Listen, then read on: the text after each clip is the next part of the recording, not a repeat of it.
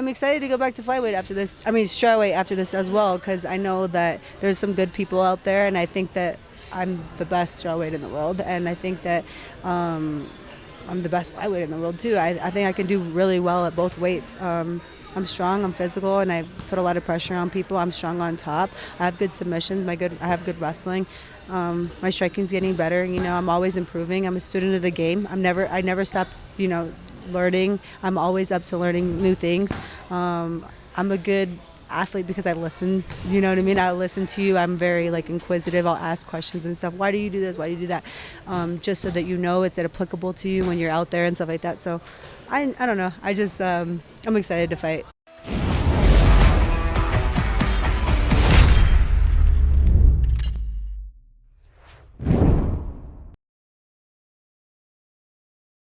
Helen Yee here at Xtreme Couture. Always great to catch up with the one and only and the undefeated Tatiana Suarez.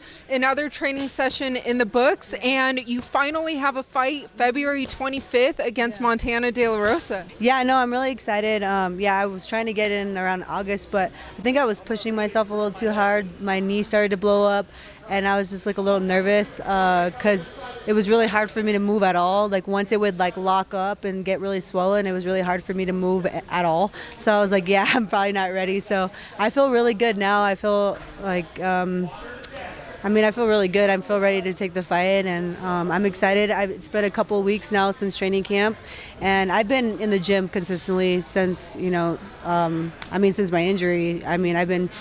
First it was rehab, and then it was, you know, slowly getting back to sport and everything like that. And now it's just full-blown everything, and I feel mentally ready. I'm just really excited to go out there and finally do what I love. You know, it's really tough when you know your abilities, but you can't really show them to anybody, you know, so I'm just excited to get out there again. I know, and I know all the fans, they can't wait to watch you come back. And when you and I spoke in the past, you said you wanted to return one fight at flyweight and then go back to strawweight, so is that still the plan? Yeah, I feel like I can go down. So they did like a body composition here at the UFC PI, and they told me I'd be good to go back to 115 after this fight. I'd have to diet and stuff like that, but that's not a big deal for me. I just think that that's like my true weight class. When I wrestled at 121. So I've always been, you know, like on the lower side, not like 125 or whatever it may be. I'm not going to really cut any weight for this fight, which is good. So I won't have to really worry about my weight or anything like that. Everything's just going to be about training really hard and being safe. And I think that's important right now because, you know, I don't want to be just like breaking my body down to make the weight or anything like that. So right now it's just about focusing on my return and, you know, doing what I love to do, which is training. Well, ideally for you, what does 2023 look like? You know, it's funny. I was like thinking about it. I was like, I wish my fight was in March, because if ideally I would like to do this fight and then I would get in around like in July, because I want to do International Fight Week. And then I was thinking November, maybe in New York or something like that. I just feel like those would be really good cards for me to be on. This one's going to be in the Apex, so it's not going to be, you know, really quieter than I usually have it. You know, my last couple of fights was, I was in, I'll tell you what they were. Chicago, which was crazy. Then I had Dallas before that. And then before that was Santiago, Chile. So I've always had like, you know, pretty big crowds. So it's going to be a little bit weird, but I'm okay with it. I fought on the Ultimate Fighter. There was no one there. And then I fought my last fight against my teammate, Kate Jackson. It was very quiet because we were teammates, so no one wanted to kind of like root for one or the other. So it was really quiet. So, I'm used to that. You know, it's like, I don't mind.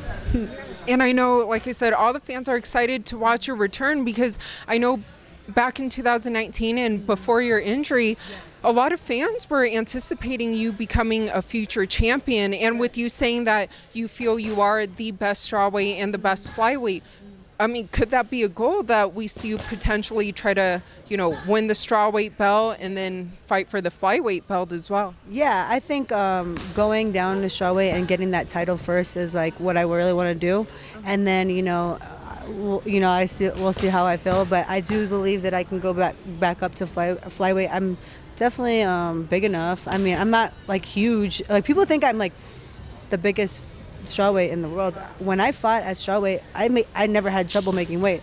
The only reason why I'm going up this fight is because I haven't fought in like 3 years. So it's just like, I didn't want to focus on the cutting of the weight or anything like that. And I have like put on more muscle mass in like my leg area because we were doing a lot of physical therapy on my knee. So I had to build a lot of like muscle in the legs and stuff like that. So, but I talked to the people at the PI and they told me it wouldn't be a problem for me to go back to strawweight. So as long as they told me as long as they tell me it's safe and I could do it, then I'll go back and do that. And I feel really good. I feel strong. Everybody here tells me I feel really good and strong. So I just can't wait to show it. Yeah. I know recently you also got a lot of praise by the fans because when Islam was going to fight Charles Oliveira, you were predicting that Islam was going to beat him. And also on the Schmozen podcast, you said that you felt he would also beat Beneil Dariush. And then now with Islam being champion and he's going to fight Alex Volkanovski, who's going up in weight. I mean, the fans, I know, would love to get your prediction on that. I think my answer is still the same. I still think that, no offense to Alexander Volkanovski, I love him. He's one of my favorite fighters. When I saw him fight, the first time I ever seen him fight, he was against Chad Mendes, and I was like, that guy's gonna be champion. And that was the only fight I ever saw. But I knew that he was gonna be champion just because how fast he was, his footwork, his accuracy. I think he's an amazing fighter.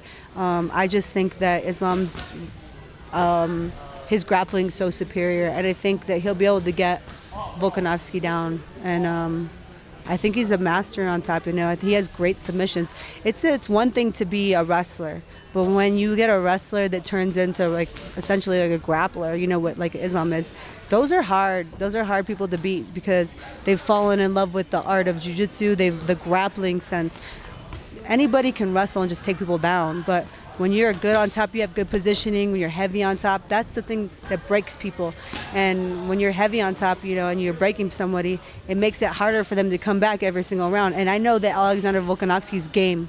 Like I see that in him. I've seen him in these like crazy fights where he's had to like take that warrior spirit out there, and you could see it in him. So I'm like, that's why he's one of my favorite fighters. But I still think Islam's a big 155 pounder. I don't know how big Alexander Volkanovski is. I know that he was bigger at one point, right? Playing rugby, I believe his heaviest was 214. Yeah, but I wonder what he walks around now, Yeah.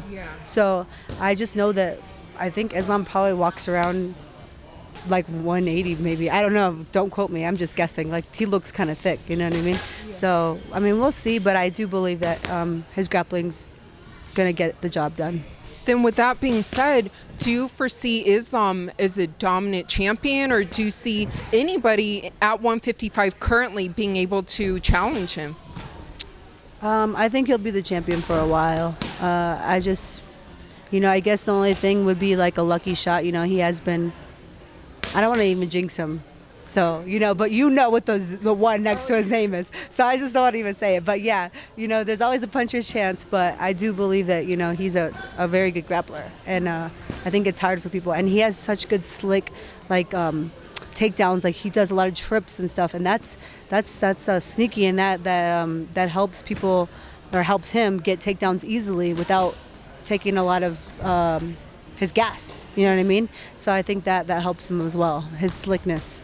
Yeah. And lastly, I know a lot of people and fans regarded you as the female Khabib. Yeah. Well, it looks like just the other day, Khabib announced that he'll be stepping away from the sport altogether. What are your thoughts on that? I did hear something about him wanting to spend some time with his family and stuff. And I can understand that. He's sacrificed a lot, in terms of his career. He's done all of his camps out here, so he's had to spend a lot of his time away from family. I don't know if he has children or not, but I'm sure his family is going to appreciate it because it's, I think he started to do in the coaching thing, and he found that really rewarding. And I'm sure he wanted to follow in his father's footsteps and stuff like that.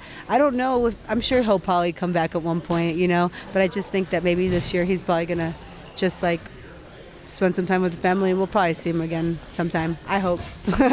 But for the fans who can't wait to watch your return, only a month away, February 25th, what would you like to let them know? Tune in, February 25th, the Apex I'm just kidding, yeah. But here in Las Vegas, and I'm just excited to go out there and, do my thing.